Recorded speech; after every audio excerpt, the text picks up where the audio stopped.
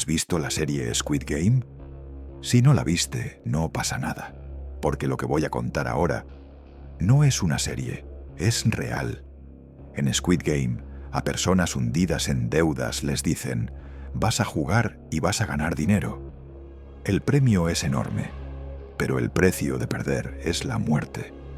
¿Y si te dijera que un sistema cerrado muy parecido ocurrió en la vida real hace 50 años? Estamos en Corea del Sur. Se llamaba Brothers Home. Por fuera lo presentaban como una casa de bienestar, pero por dentro, a las personas las convertían en números, las obligaban a trabajar como esclavos y, según registros oficiales, murieron cientos.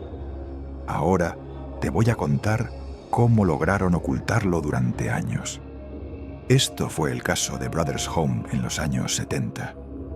Squid Game es una ficción escrita por guionistas expertos, pero Brothers Home, con sus tragedias reales, es una de las verdades más dolorosas y oscuras de la historia. Después de conocer este caso, lo que pasa en Squid Game te va a parecer casi inocente. Estamos en la Corea del Sur de los años 50. En esa época, las secuelas de la Guerra de Corea todavía estaban muy presentes. El país intentaba levantarse de la destrucción.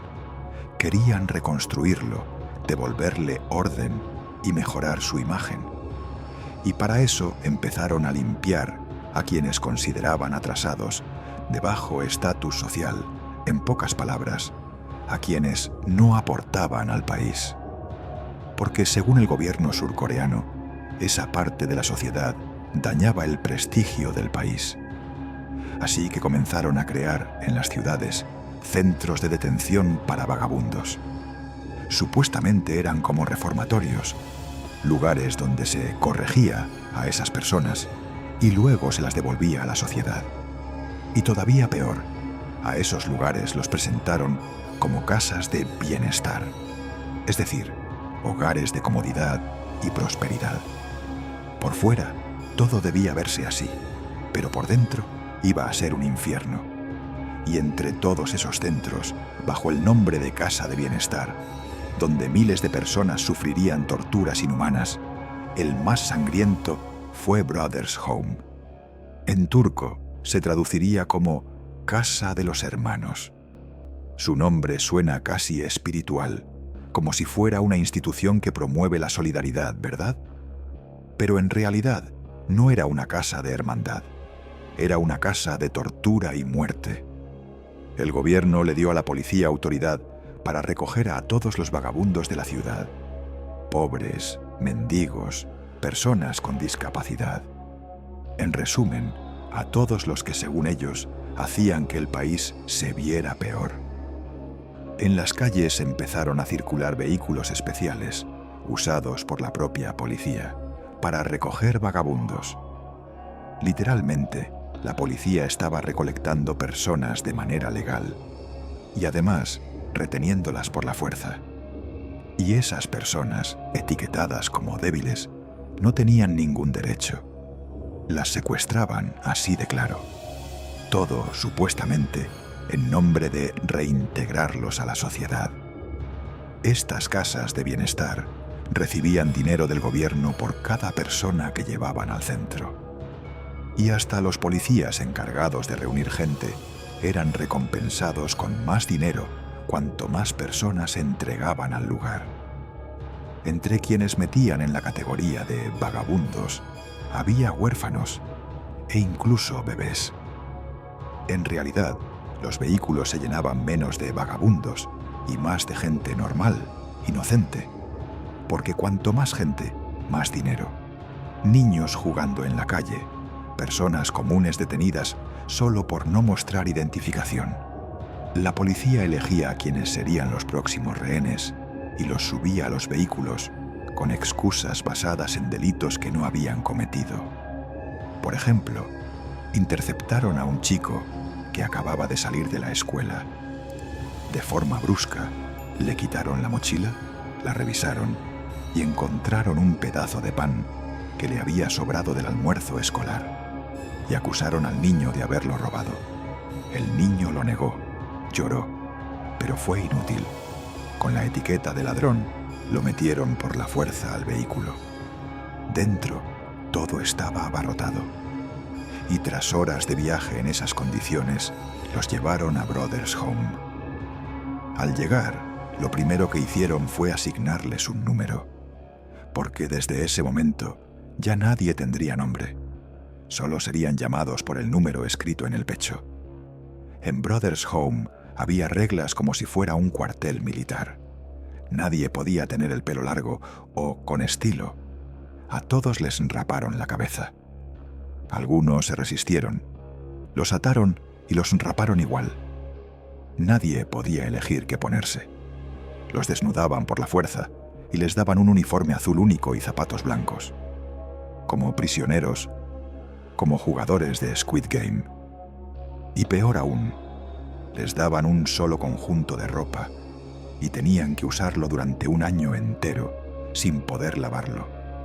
A cada persona que llevaban a Brothers Home le quitaban su libertad. Los convertían en prisioneros. Las autoridades los dividían en grupos de 120 y los metían en habitaciones pequeñas con literas, todo apretado, tanto que a veces 4 personas tenían que dormir en una cama pequeña, desde un bebé huérfano hasta una mujer adulta, completos desconocidos, obligados a dormir piel con piel. Imagínate ese ambiente. No has cometido ningún delito, pero durante meses, incluso años, te tratan peor que a un criminal peligroso.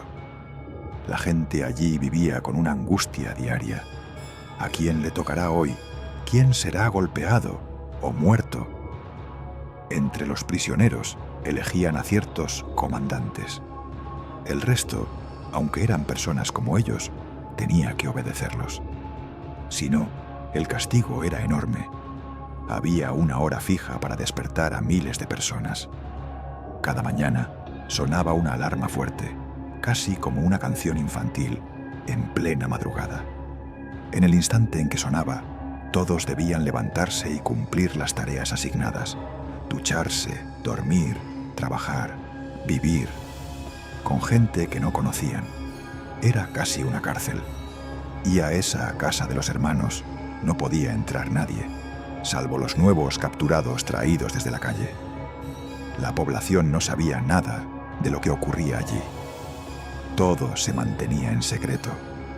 A cada prisionero le asignaban un oficio, un trabajo, y todos estaban obligados a hacer lo que les tocara. Los prisioneros con autoridad aplicaban castigos a quienes no cumplían las órdenes, y a algunos, aunque cumplieran todo, también los torturaban por capricho. Les daban tareas imposibles y cuando no las lograban, los castigaban. Y, según relatos, organizaban juegos parecidos a los de Squid Game y obligaban a los prisioneros a participar.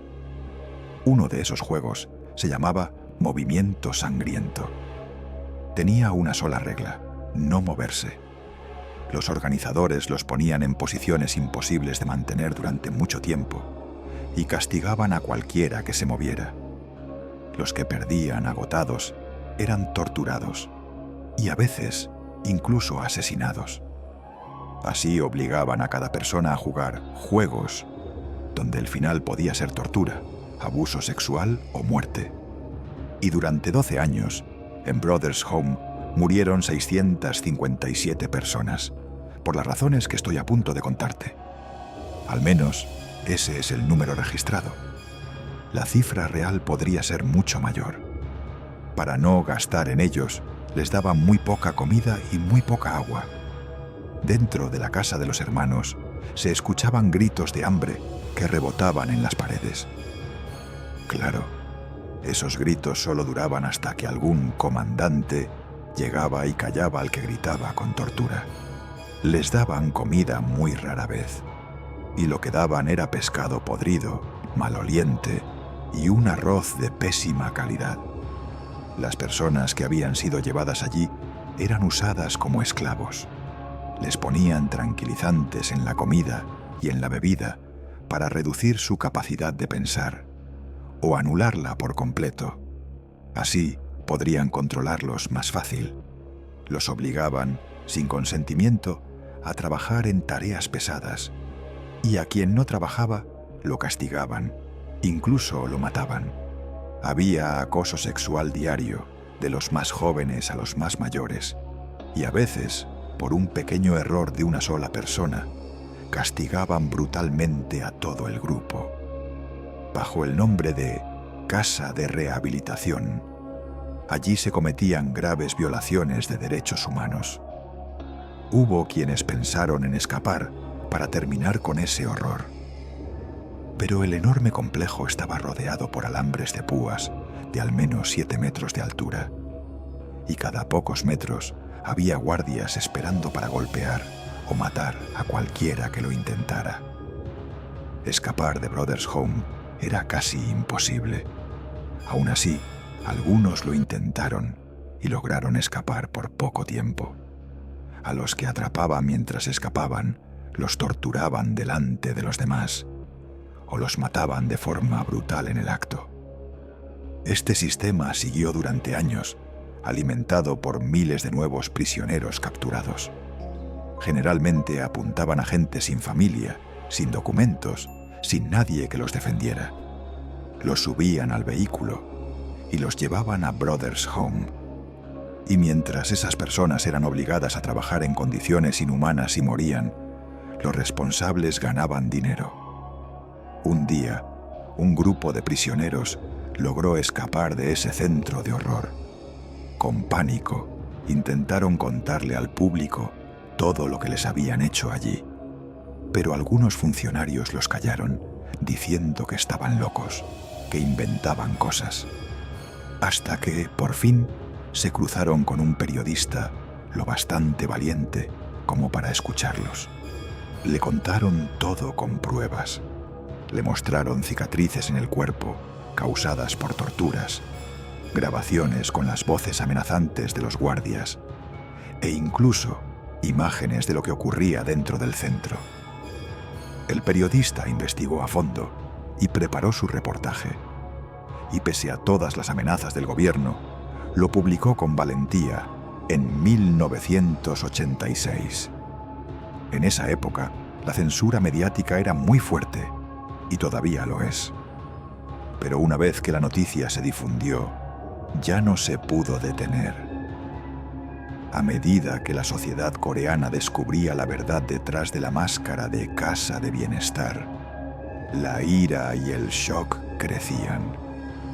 Y el caso Brothers Home se extendió por todo el mundo. Después de eso, estos centros de tortura fueron cerrados. Y muchos de los responsables de la violencia en Brothers Home o no fueron juzgados por falta de pruebas o quedaron protegidos por el sistema. La figura principal, el director de Brothers Home, pese a los crímenes brutales que se le atribuyen, desde abusos hasta hechos que llegaron a la muerte, recibió solo una pena simbólica, 2 años y medio de prisión. Y ni siquiera por hacerle daño a la gente, sino por malversación de dinero. Según su declaración, él solo cumplía órdenes de sus superiores. Hoy, los antiguos prisioneros de Brothers Home siguen viviendo con graves traumas. Algunos no soportaron el peso de lo vivido y se quitaron la vida. Historias reales así, por desgracia, dejan en sombra a ficciones como Squid Game. Y por cierto, Squid Game no fue escrita sobre este caso. Títulos como La historia real que no sabías detrás de Squid Game son mentiras creadas solo para llamar la atención.